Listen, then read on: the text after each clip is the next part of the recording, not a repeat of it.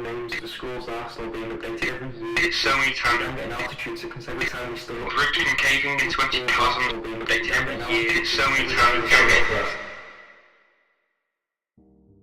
Sticks and stones may break my bones, but names will never hurt me.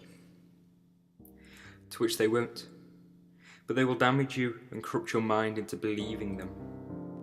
The plethora of names of schools arsenal being updated every year may cause a tear in the skin of one's wrist. Once. Twice. Thrice. We empty our wrists that we feel nothing at all, but that hate will last beyond the grave. You see, once upon a time, people like us lived under a bridge. A troll. With ribs concaving into empty chasms where nothing would ever be, we just would have, could have, should have, never was and never ever will be.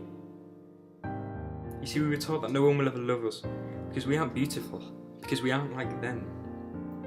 We were taught that looks matter. We were taught that people will only ever see us for us, not who we are. And they were right. Or so we thought. But we still believed them.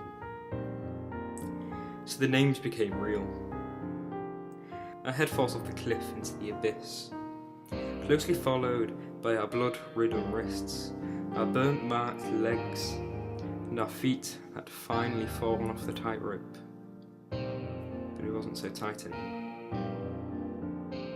We found it much easier to agree with them, to fall down, to see our faults that we have.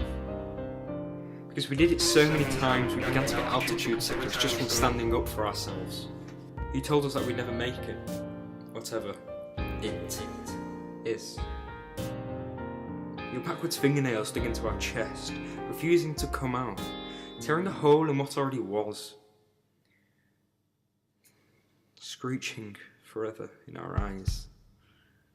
He spoke in explosions. It isn't funny. You talk strangers into death and laughed, praising digression for whom found you before they found help, for those who you and every one of your kind devoured, with mouthfuls of pain and evil. You told us to die, but we couldn't, because hell's full and heaven won't take us. You see, we belonged in hell, because we finished our lives looking like hell. But what you don't realise is that we are beautiful. Because the word beautiful isn't spelled how it is to you. To us, it's spelled B-U. Be-you. And we are us, so we're beautiful. But we're not us, are we? We're the people that you made, not the people that we made. But then again, be you. Beautiful. It even says in the word you. So each and every one of us must be beautiful somehow, because it says in the word you. See, that hate may last beyond the grave, but so does love. We've never heard songs as loud as this, screaming, but we were loved. We were loved. We were loved. Right? We may be damaged, but we were loved. We are loved. We are. But even though we're loved, your wretched words stay, attacking who we thought we were. Like an empty can of cola, left on the streets, for a fate of 50 years of decomposing. You left us a shell, lying on the earth, damned to 50 years of decomposing. But we decayed you to the anguish-filled words, feeling as though our nails are being torn off our fingers, and everything inside of us left to rot, leaving just a shell, a mortal, a tired, worn-out, condemned body.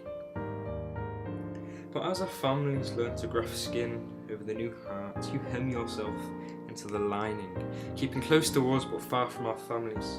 And I may have an army of friends calling me an inspiration, giving admiration through all generations, but in transportation through teleportation, the declaration made with evil, I'll give you a second of happiness, if you give me a life. And we chose our own lives to give for that second of happiness. But when we made it home, our friends were gone. Our army was gone. We had no backup. And that second of happiness was over. We apparate back to our usual selves. We have met our expiration.